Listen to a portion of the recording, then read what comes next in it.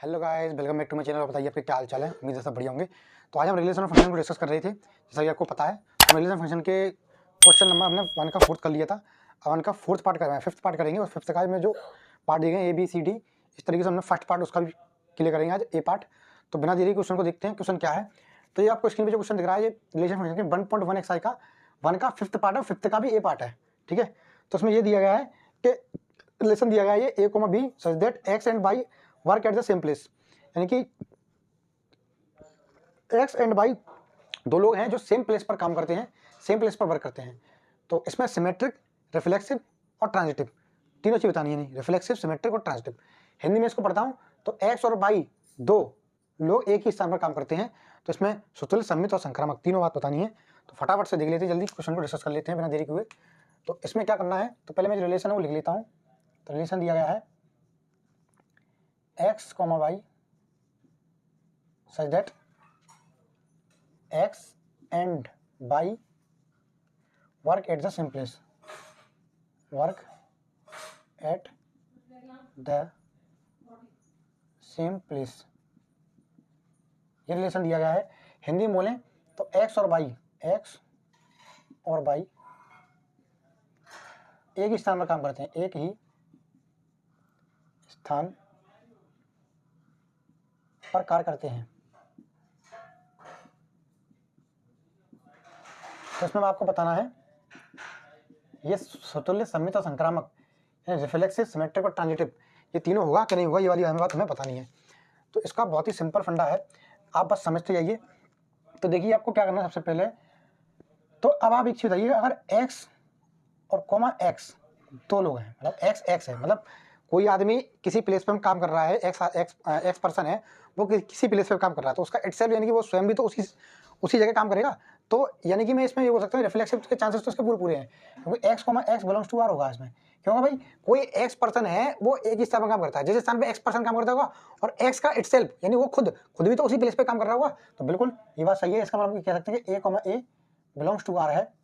इसका मतलब ये है, सीधी बात, ये रिफ्लेक्सिव है, यानी कि hence it is reflexive. Hindi में बोले तो क्या है, स्वतुल्य है, ठीक। अब चेक करते हैं सिमेट्रिटी को, यानी कि सम्मित को। तो सम्मित को चेक करने का तरीका ये होता है कि अगर A, B रिलेशन में है और अगर B, A भी रिलेशन में है, तो हम कह देंगे ये संबंध जो होगा वो स्वतुल्य होगा। अब फॉर एग्जाम्पल के लिए इसी को ले लेते हैं। मान लो X और Y दो लोग हैं, वो मान लो रिलेशन में है, यानी किसी प्लेस पर काम कर रहे हैं, X और Y सेम प्लेस पर काम कर रहे हैं। तो ये वाली बात कहना क्या गलत होगी, Y और X भी उसी प्लेस पर ही काम करेंगे। बिल्कुल, जब X और Y दोनों लोग ही सेम प्लेस पे काम कर रहे हैं, X पर्सन और Y पर्सन एक कोई प्लेस मान लो, कोई भी एनीथिंग एल्स A प्लेस है उस पर काम कर रहे हैं, तो Y और X भी तो उसी प्लेस पे ही काम करेंगे, सीधी सी बात है। तो ये वाली बात क्लियर हो गई आपको। तो हम बिल्कुल कह सकते हैं क्या है, hence it is symmetric relation, ठीक, सिमेट्रिक रिलेशन है ये, ठीक। तो लिख सकते हैं सम्मित संबंध है,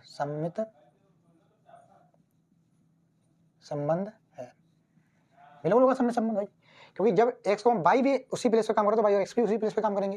यानी a को b रिलेशन में है, b को a भी रिलेशन में है, तो ऑब्वियसली हम कह सकते हैं क्या है, सम्मित संबंध है, सिमेट्रिक रिलेशन है। अब देखते हैं लास्ट, ट्रांजिटिव यानी संक्रामक,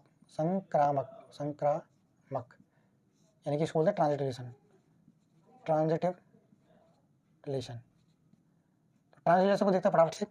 तो ट्रांजिटिव रिलेशन का पता करने के लिए भाई आपको ऐसे पता होगा, a, b रिलेशन में है और b, c भी रिलेशन में है, और अगर a, c रिलेशन में आ रहा है तो हम कह सकते हैं कि ट्रांजिटिव रिलेशन है। अब इसी को लेते हैं एग्जाम्पल को। मैंने माना x, y एक सेम प्लेस पे काम कर रहे हैं, ठीक। फिर आपने बोला कि y, z, आप इस तरीके से मान लीजिए y, z दो पर्सन और हैं जो सेम प्लेस पे काम कर रहे हैं। तो बताइए ये वाली बात कहना क्या गलत होगी कि x और z भी सेम प्लेस पे काम करेंगे, बिल्कुल सही होगी भाई। सीधी सी बात है कि x, y भी सेम प्लेस पे काम कर रहे हैं, y, z भी सेम प्लेस पे काम कर रहे हैं। यानी कहने का मतलब कि जहाँ x काम करता है वही y करता है, वही z काम करता है। x, y और z तीनों जब सेम प्लेस पे काम कर रहे हैं तो हम कह सकते हैं कि x, y भी जो सेम प्लेस पर, z भी सेम प्लेस पर ही काम करेगा, बिल्कुल करेगा। तो ये भी तुम्हारा क्या है, ट्रांजिटिव यानी कि संक्रामक संबंध है। तो लिख सकते हैं hence it is transitive relation. Hindi में बोलेंगे इसको संक्रामक संबंध है, तो हिंदी में लिखेंगे संक्रामक संबंध है, तो हिंदी में लिख देंगे। अगर आपको इतना समझ आया तो ठीक है, नहीं तो मैं और दूसरे तरीके से बताता हूँ इसको। तो इसके सेकंड मेथड पर चलते हैं, इसको मैं तुम्हें थोड़ा मैपिंग करके और ढंग से क्लियर कर दूंगा, आपको एकदम बढ़िया तरीके से क्लियर होगा, आप टेंशन मत लीजिए, वीडियो बनी रहेगा। तो इसका सेकंड मेथड देखते हैं। अगर मैंने मान लिया, माना मैंने ये मान ले रहा हूँ मैं, माना एक्स वाई और जेड, मैंने मान लिया एक्स वाई जेड, और एक्स वाई तथा जेड तीनों एक प्लेस पे काम करते हैं, तीनों एक स्थान में काम करते हैं, एक ही स्थान पर कार्य करते हैं। भाई दो लोग एक ही प्लेस पे काम कर रहे हैं तो भी कोई बात नहीं है, तीन लोग एक ही प्लेस पे काम कर रहे हैं तो भी कोई बात नहीं है। रिलेशन थोड़ी हमने चेंज किया, रिलेशन तो वही रहा, हमने बस क्या किया, एलिमेंट बढ़ा लिए। तो एलिमेंट आप 2 3 4 कुछ भी ले लिए, इससे रिलेशन में कोई इफेक्ट नहीं पड़ेगा। तो देखिए फटाफट, तो अगर मैं इस तरीके से मान के चलता हूँ तो अब देखिए बहुत आसानी से मैं तुम्हें और आसानी समझा दूंगा। तो देखिए समझने का तरीका, ये सेट ए है, ये सेट बी है, तो एक्स है, ये वाई है और ये जेड है, ठीक, एक्स वाई और ये जेड है। अब देखो ध्यान से देखना, अब तीनों ये सेम प्लेस पे काम करते हैं, तो जहाँ एक्स काम करता होगा वहाँ ये वाला एक्स भी काम करता होगा, सही बात है, बिल्कुल। जहाँ एक्स काम करता है वहीं वाई भी काम करता है, दोनों सेम प्लेस पे काम करते हैं, तो एक्स वाई सेम प्लेस पे काम करेगा। जहाँ एक्स काम करेगा वहीं जेड काम करेगा, तीनों ही सेम प्लेस पे काम करते हैं, एक्स वाई तीन एक्स जेड भी थी वहीं काम करेगा। इसी तरीके से मतलब इसका क्रॉस प्रोडक्ट करा दीजिए आप, क्योंकि एक्स वाई जेड तीनों आपने सेम प्लेस पे काम करते हुए माने हैं, तो आप इसका क्रॉस प्रोडक्ट निकाल लीजिए, उससे पता चल जाएगा आपको कितने रिलेशन पॉसिबल बनेंगे जहाँ पे एक्स वाई जेड तीनों सेम प्लेस पे काम करेंगे, एक ही स्थान में काम करेंगे, तो ऐसे कितने ऑर्डर पेयर आपको मिलेंगे, तो उससे हम ये पता कर ले रहे हैं। तो बाई से इसी तरीके से बाई का निकाल लीजिए आप, तो बाई का फिर एक्स से, तो बाई का एक्स से देखिए बाई कॉमा एक्स, बाई का बाई से बाई बाई हो जाएगा, इसके बाद बाई का जेड से बाई जेड हो जाएगा, ठीक। इस तरीके से जेड का भी देख लेंगे, तो जेड का देखेंगे तो जेड का जेड से तो जेड एक्स हो जाएगा, इस तरीके से जेड का बाई से जेड वाई हो जाएगा, ठीक, और जेड का जेड से जेड जेड हो जाएगा, ये वेक्टर बन। अब बताइए, अब मैं इसमें आपको समझाऊँ रिफ्लेक्सिव, सिमेट्रिक, ट्रांजिटिव, तो बहुत आसानी बता दूंगा। अगर देखो ये रिफ्लेक्सिव है तो मेरे सेट के अंदर जितने भी एलिमेंट हैं इसके डबलेट्स इस रिलेशन के अंदर अगर अवेलेबल हैं तो मैं कह दूंगा ये रिफ्लेक्सिव है, अदरवाइज नहीं है। तो यहाँ पे एक्स एलिमेंट है और एक वाई एलिमेंट है और एक जेड एलिमेंट है। आप ये चेक कीजिए रिफ्लेक्सिव, अगर ये वाला सेट रिफ्लेक्सिव है, ये वाला संबंध रिफ्लेक्सिव है, तो ये वाली बात पता करने के लिए आप ये चेक कीजिए सेट के अंदर, इस सेट के अंदर रिलेशन हमने बनाया है, इस सेट के अंदर इसका इन तीनों एलिमेंट के डबलेट्स हैं कि नहीं है। तो एक्स का डबलेट्स है, सही है, वाई का डबलेट्स है, जेड का डबलेट्स है, यानी x s y y z z तीनों रिलेशन के अंदर अवेलेबल हैं, तो हम कह सकते हैं कि रिफ्लेक्सिव तो हो गया, यानी रिफ्लेक्सिव को तो ये पास कर गया। अब इसके बाद सिमेट्रिक में करना है, तो सिमेट्रिक के लिए होता है अगर एक्स वाई रिलेशन में तो बाई एक्स रिलेशन हो जाए, बाई जेड रिलेशन में तो जेड वाई रिलेशन हो जाइए। तो चेक करो, एक्स वाई रिलेशन में है, बाई जेड है, वो बाई एक्स है, तो बाई एक्स है, बिल्कुल है। अगर बोलो एक्स जेड रिलेशन में तो जेड एक्स है, तो बिल्कुल है जेड एक्स, तो बिल्कुल। इसके बाद लास्ट क्या है आपका बाई जेड, तो जेड वाई होना चाहिए था, जेड वाई है रिलेशन में, तो देखो तीनों मिल पा रहे हैं, तो तीनों मिल पा रहे हैं, तो हम कह सकते हैं सिमेट्रिक भी है, तो सिमेट्रिक भी है ये। अब इसके बाद लास्ट देख लो आप क्या, अब ये ट्रांजिटिव, अब देखो एक्स वाई रिलेशन में है, ठीक, मैं थोड़ा इसका मिटालता हूँ, देखो एक्स वाई रिलेशन में है, ठीक, तो बाई कोमा सब जगह ऑर्डर पे दीजिए, तो बाई कोमा जेड मान लीजिए, तो बाई कोमा जेड ये है, तो एक्स वाई रिलेशन में है, बाई जेड रिलेशन में है, तो बताइए क्या होगा, एक्स जेड होना चाहिए रिलेशन में, तो एक्स जेड रिलेशन में है, एक्स जेड कहाँ है, बिल्कुल ये गया, तो बिल्कुल देखिए एक्स वाई रिलेशन में है और बाई जेड रिलेशन में है, तो बाई से बाई कट जाएगा तो एक्स जेड मिलेगा, तो एक्स जेड रिलेशन में है, तो ये एक्स जेड रिलेशन बिल्कुल सही है। इसके बाद और भी चेक कर लेते हैं, आगे आप भी चेक करना चाहो तो आप और भी चेक कर सकते हो।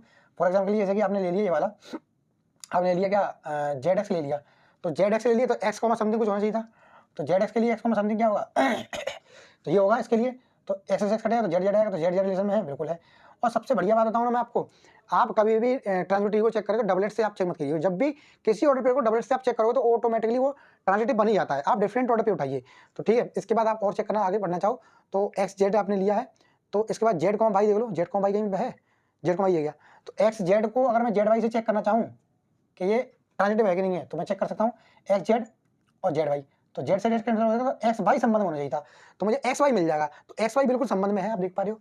अगर मैं एक्स जेड और जेड वाई को रिलेशन में लेता हूं तो मुझे इन दोनों से क्या मिलना चाहिए था, एक्स वाई मिलना चाहिए, तो एक्स वाई रिलेशन में है। तो आप सभी ऑर्डर पे आप चेक करोगे तो आपको सब ऑर्डर पेयर पे, सारे के सारे ऑर्डर पेयर पे ट्रांजिटिव ये साबित हो जाएगा, ट्रांजिटिव को पास कर जाएगा।